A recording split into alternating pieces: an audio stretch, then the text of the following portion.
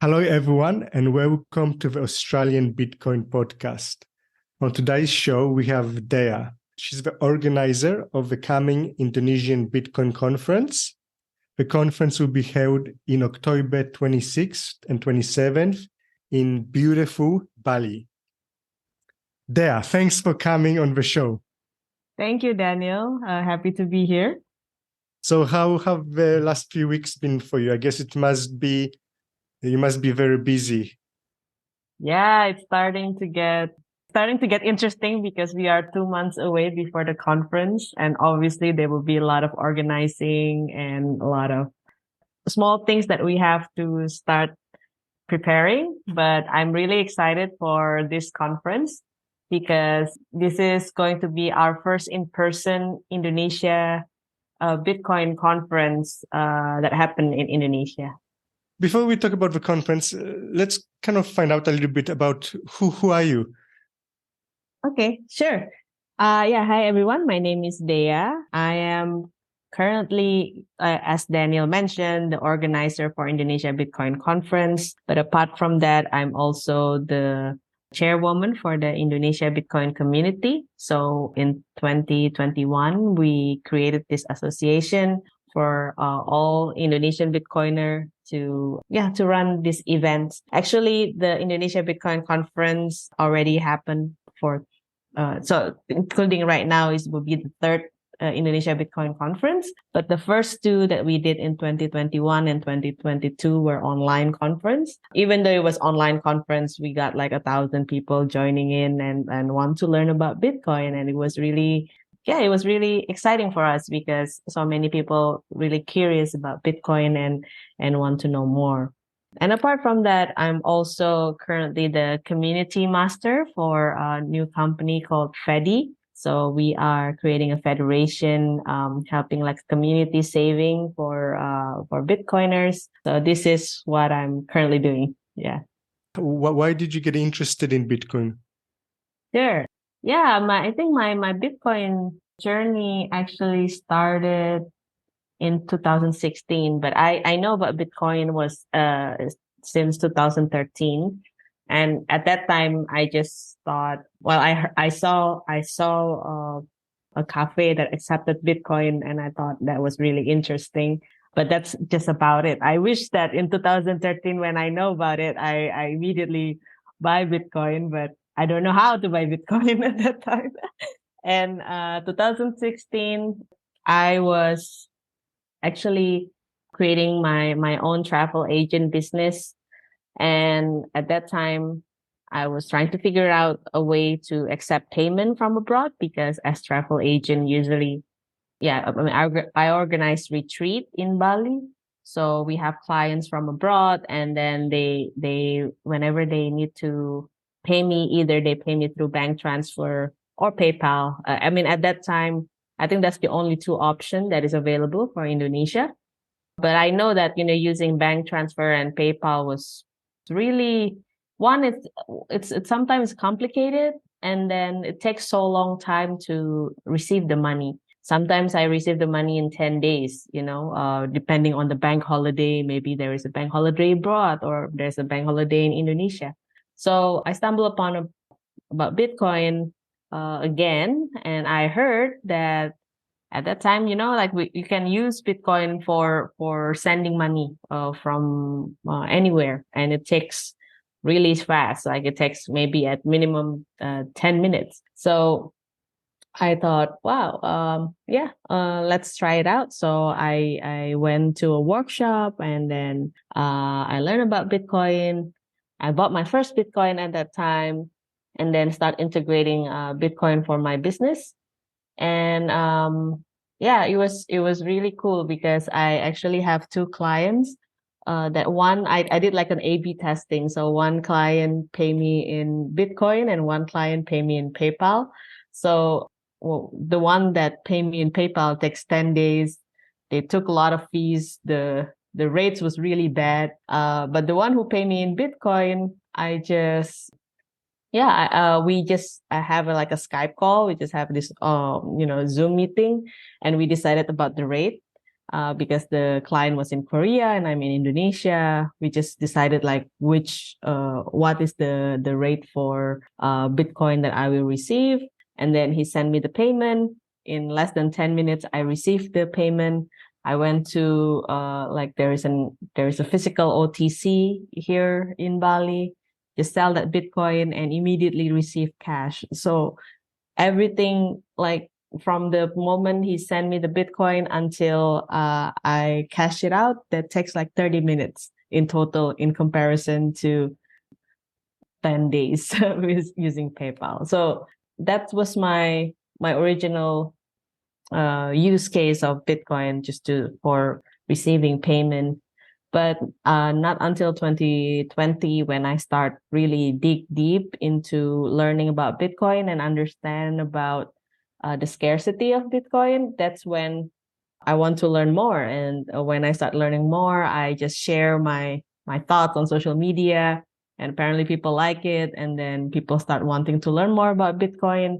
So then I decided to run an education platform called Kelas Bitcoin for Indonesian. And then also hosting this type of conference, because like rather than I just teach few people, and there's also other people who teach a group of curious people to learn about Bitcoin. So we just thought like, okay, let's just come together and then Learn do from this other conference. people. Yeah. Yeah, definitely what you say about paying people overseas, like working, that's one of the kind of use cases that has traction. There's many small businesses that I meet where they're not even into Bitcoin. But they're using it for payments, because they have some contractors in different countries, and just using it for payments to pay those contractors who are living everywhere around the world, makes it easier for them. I was in Bali around, I think, 2016, and there was a pretty active community there in Ubud, in Bali. Is that where you came upon the Exactly. Yeah. cafe? 2014 till 2019, that's when Bitcoin was really booming in Bali. Like as you mentioned, place where I learned about Bitcoin was in this co-working space called Ubud. And then there are so many businesses that accepted Bitcoin around that time. But then in 2019, the government is creating a new law that prohibit people to receive payment outside of outside of the rupiah, Indonesian rupiah, including Bitcoin. So then since then, like most people use Bitcoin as a saving, as an asset. Even though that we like in Indonesia, they're not allowed people to use it for payment, but they really encourage people to have Bitcoin as an asset. Like Bitcoin is considered a commodity in Indonesia. Okay, yeah. So that was the law. I heard about that was early this year or last year. That law came into effect. No, it's actually back then in 2019, but recently it's just another, every year they make a reminder for everyone, do not don't accept payment in even, it's not only Bitcoin, like you cannot accept payment in dollar or euro or yen, and the reason is that Indonesia currency is quite weak. Our biggest bill is 100,000 rupiah. That I mean, I know that you probably when you went there, you see so many zeros, and everyone in Indonesia is a millionaire because we had a hyperinflation in the past. Yeah, like it really affects people, and I think that's why the reason the government trying to protect and creating a demand on their own currency, because I guess Bitcoin is really easy to use. That's for sure. So like if people can easily, use that as a method, like a replacement, like a payment method, like what I did back then. Like I thought, yeah, it's really easy to just accept payment with Bitcoin. So for a government sense, I understand why they're doing it. Okay, so the law is you can still buy and hold Bitcoin, but you're not allowed to use it as a business in transactions. Well, yeah, I mean, I think this is applied to many countries, right? But what is allowed is buying and selling. So also, if you, at the end of the day, the merchant should accept rupiah because there's still no system, there's still no accounting system based on Bitcoin. Whenever we talk about company adoption, that's always the question, like how do you do accounting using Bitcoin? Because most of the unit of account right now still in fiat, it's still in US dollar, in rupiah, in yen. So I think there's still a lot of steps before Bitcoin can be accepted as the mode of payment if they are if we are adopting it as a unit of account. So you always businesses in Bali that were accepting Bitcoin, I guess they stopped accepting it after that law. Yeah, I mean that's what happened, but also in reality, there's still a lot of businesses that still accept Bitcoin or USDT. The reason is also we have a lot of Russian and Ukrainian community right now in Bali. And since they got sanctioned, banned, that's how they get by. Like, they only have crypto. They only have either Bitcoin or USDT. And some businesses actually accepted that. But obviously, they cannot announce it because otherwise it will deem illegal, right? And that's Right. maybe that's why you probably recently you hear about the news that there is a rate of businesses that accepted cryptocurrency payment in Bali, and yeah, they just want to make another reminder for people: do not do not use use Bitcoin as a payment. But I think mostly people use at the moment like they use USDT because it's stable. But what I see, what is interesting, like in Indonesia, most people are really focusing on trading when it comes to Bitcoin and other type of crypto. And I start seeing the more and more people, more and more influencer who focusing on trading side. They tell people like, yeah, you trade altcoin, but whenever you make the gains, save it in Bitcoin and custody that Bitcoin. So I guess that's a improvement, like not only just trade and then exchange it to, but now they think about, well, Bitcoin is the most decentralized money, and no one can confiscate that if you custody it properly. And these people you mentioned, are these local Indonesians and Balinese? Or Yeah, is I it mean, expats and digital nomads? Or are you talking about both of them? both of them. But in Indonesian people in general, they still see it. Bitcoin is still merged with other cryptocurrency, and they are still very trading for focus, especially in 2020 when there's a lockdown and then there's no job. People jump ahead to the crypto bandwagon and trying to make money through trading, and that's like how people now understand about Bitcoin and like crypto in general. But I also see right now more and more people are thinking about saving and see it Bitcoin as a hedge against inflation, because we already see it in I think Indonesia is quite late. Like our first exchange company was built in 2014, and most people start buying Bitcoin maybe in that 2016 era, and then more people buying it in 2020 era. So we're just still like in this two cycle of halving where Bitcoin reward got cut in half, and then that actually, yeah, we can see the pattern, right? Like when after the Bitcoin halving, after the subsidy, after the reward got cut into half, the price goes up, and then after that going down, and they steady become a crap, and then they go do it again. So Indonesia just see like two cycles of halving, and they see it like, oh, okay, it's actually a good way to store value because the price is going up because it's scarce. You definitely get a lot of people getting into trading, especially when there's a bull market. Mm-hmm. I remember in 2017, 2018, in that bull market, I was in Thailand in Chiang Mai. And I'm not sure if you're aware of it, but that's also kind of like a big expat and digital nomad hotspot similar to Bali. Yeah. And I remember at that, around the peak of that bull market, I went into a co-working space in Chiang Mai.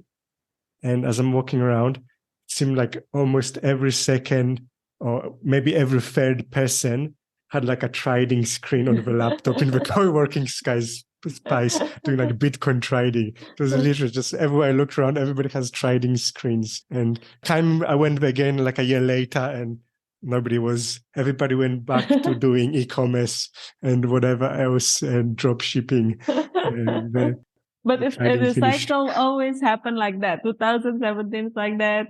2020 like that. The 2021, everyone also, goes into trading. And it's funny because they thought like, they're so smart. They do this trading. They're so smart. But it's actually just, it's just the supply shock of Bitcoin. The price balance it out. And of course, the price goes up because it's getting scarce. Yeah, I found it very interesting. Everybody makes overtraders think they're geniuses because they're making money in a bull market. At bull market. So what's the community scene in Bali now? So in Bali, in particular, we have regular monthly meetup called Sunset and Bitcoin. Usually we just choose like one spot, watch the sunset, talk about Bitcoin, have some drinks, beer, coconut, whatever you choose. And yeah. Sounds amazing. We do that every 21st of every month. We got regular people coming.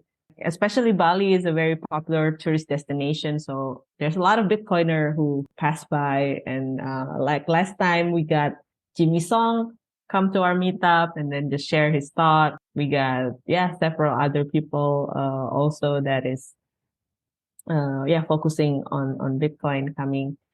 But also in Indonesia in general, so we have our community that actually, they join the conference and then continue the conversation. It is an online Telegram group. Right now we have around 1,500 member. And occasionally during the certain special days of Bitcoin, like last Bitcoin Pizza Day, we run like 4 meetups in different countries, in different cities, sorry. But it's very decentralized. Like, we have people who are in that city and then they want to run their own meetup. Usually we do that for meetup. That's like how we are doing. And then we do like this type of events, like conference is a way for us to gather annually. Is that group where you said it has 1,500 members? Is that Indonesia wide or is that Bali wide? That's Indonesia wide, and all of them are locals. For meetups in Bali, since it's very international island, so there's a mix. So there's expat and then also local. What made you want to organize the Bitcoin conference in Bali? Why did you think that was a good idea? Well, everyone loves Bali, and I know that there's so many Bitcoin projects come out from Bali. I was talking to Max Hillerbrand, the guy who created Wasabi Wallet. He said that he started coding about Wasabi Wallet in Bali. Ben from BTC Session record his first podcast in Bali. So it's a very special place for digital nomad, for people who's quite inspired. The main objective is basically to connect with Bitcoiners in Indonesia, with the global community, and we just want to bring the education part and also the networking side. And from this conference as well, we are going to run Lightning Hackathon because I think in Southeast Asia there are a lot of good developers out there, but most of them doesn't know about Lightning. So we want to run this hackathon so people can understand about Lightning and start making their own project. And hopefully something good coming out from Indonesia and or maybe Southeast Asia countries. people aren't developers and they're not very technical and maybe they don't know much about Bitcoin, will there be anything at the conference for them? Yeah, definitely. Things that we are going to talk about, we're going to talk about the Bitcoin basics, and then why Bitcoin other than other type of asset. And we are going to talk about mining. We're going to talk about future of payments. We're going to talk about like a new way of social media using Nostr, and like how that integrate with Bitcoin. And we are also going to talk about the whole the economy situation that really relevant for everyone around the world right now. Like, as you can see, the inflation or possibly recession is coming up, so like how we can really prepare for that. And for the hackathon itself, it's actually open for anyone, even if you don't have a coding skill. But if you have a great idea, you can present your idea and then, team up with people who can do coding. It's actually, like we accept many, people from other type of backgrounds. And then the main focus for this conference is to connect, to build, and also to learn from the Bitcoiners, the Bitcoin companies, the people who are already in the space, and just to increase understanding about Bitcoin and how it's going to help you as an individual, or help Indonesia as a country. Yeah, I mean, I've been to a few Bitcoin conferences, and maybe some people who haven't been, they might think of some kind of, if you're an accountant or some proper normal profession, and you go to a conference and it sounds very much like work. But Bitcoin conferences, it's more really like a party. It's very fun. You meet a lot of very interesting people, and it's more just an excuse to have fun together and party and meet people interested in Bitcoin, meet interesting people. So it's always very fun, the events I've been to. And I think in Bali, Bali is already such a beautiful and fun place. So I think everybody who goes there will have a blast. I'm hoping. I'm going there, and I'm excited. This is very cool. Yeah. We're going to have many fun stuff. There will be there will be many time to learn. There will be like a lot of content for sure, but there's also a lot of opportunity to connect. Like, we're going to have social hours. We're going to have like networking night. We're going to have after party. We're going to even have like a Bitcoin sunrise run. So on the 27th, anyone who wants to join running in the near the beach, because the venue is it's like 5 minutes away from the beach, and we can just do like a run. There will be many opportunity to get to know each other, because that's, I think, the power of Bitcoin is actually in the community.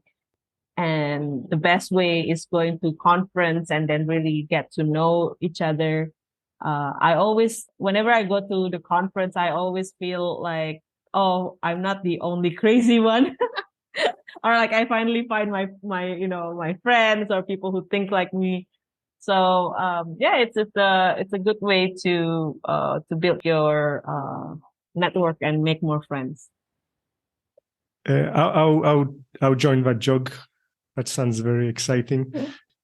So, and what are some of the speakers? Are there any famous, or what kind of speakers can we expect at the conference? Yeah, we are very fortunate. We're going to have Jack Dorsey coming in. Jack Dorsey, he is the founder of Twitter. Right now, also building the Bitcoin company called Block.inc. So is that going to be in person or by video? He's going to come in person. Wow, okay. So this is really excited. And then we are also going to have Alex Gladstein, if anyone knows in the social space, like, he's the Chief Strategic Officer of Human Rights Foundation. We're going to have Samson Mao, who is right now leading Gen 3 for nation adoption. We have Obin Wosu. We're going to have also Gita Wirjawan, Stefan Livera. Gita Wirjawan is actually an ex-minister of Indonesia who is really pro-Bitcoin. So we are really excited to have him. And then we're going to also have regulators to come as well to the conference and to share about like what is the regulation update, and possibly also learn from Bitcoin, like to get a different perspective as well. Yeah, at the moment we have like around 50 speakers. We're going to have two stages. That one stage mainly for panel and discussion, and then the other stage is for workshops. And we also going to have exhibition and bazaar, games, many fun stuff that we're lining up for the attendees. And most of all, as well, since it's in Bali, and Bali is very famous with its traditional art, with its music. So we are going to create an art performance show that is a mix between traditional and also modern touch. It's going to be run by Balinese itself. So we are going to tell the story of Bitcoin by the Balinese using the Balinese traditional art. So that's one of the things that we are very excited as well. Boys are some impressive speakers. Stefan Livera, he was obviously from Australia, doesn't live here anymore, but he does a podcast. Samson Mao, like he's very, like always, but a very impressive speaker list. And obviously Jack Dorsey. But I have to ask, how did you manage to convince him to come? Well, it was quite random actually. Like I was actually talking to him on Nostr. Well, he was on Nostr. So Nostr is this new social media protocol currently developing and then integrate with Bitcoin. And I was just curious, and then I used Nostr. At that time, I used the Damus app. I saw him, posting stuff on Nostr, and I thought like, well, maybe I talked to him one day. But one random day, he just posting about surfing. And then I thought like, maybe I just send a comment, like, well, Jack, if you like surfing, come to Bali. We have a nice surf, and we're also going to have Indonesia Bitcoin conference. So then he just replied to me and then said, well, I've never been to Bali. And then that post become viral. Like everyone just keep commenting him like, Jack, come to Bali. So then I DM him and we chat, and then he said, okay. And he decided to join, and he said, I'm in. So that was the story. Okay, well, that's a good story. So yeah, it shows if you have to try, and if you don't try, you never, nothing will happen. And if you try, you never know. But we have to pass that tip on to the organizers of Australian Bitcoin conference. That's held in Sydney. We have pretty good surfing in Australia also. So maybe we can tell Jack to come surfing in Australia also. Yeah. I mean, it was I guess it was a luck. It was just quite random, but I'm quite happy. And hopefully that everything's worked well, and like, we can surf together in Bali. Yeah, you can go to Bali and surf with Jack Dorsey and talk about Bitcoin. That should be amazing. And the tickets for that, so they're pretty cheap, to be honest. It says $120. I think that's US. So $120, I guess that's around 160 Australian dollars. So to be honest, that's pretty cheap. Yeah. And and then that include food, that include 2 coffee breaks, and access to like the social hours and other fun activities. So we're trying to make it balanced between the locals and also for foreigners. And even if you want to do the VIP one, you can get also rooms. Like the accommodation is covered in the hotel itself. The airport transfer is covered, food and coffee break. And there's also going to have if you're buying the VIP ticket, you have a chance to have a dinner together with all the speakers with the VIP dinner event. Okay, it should be a VIP surf with Jack option, maybe for next time. Yeah, maybe different pricing. I don't know. Yeah, so I mean, yeah, that's pretty cheap. And you also you gave us a discount code.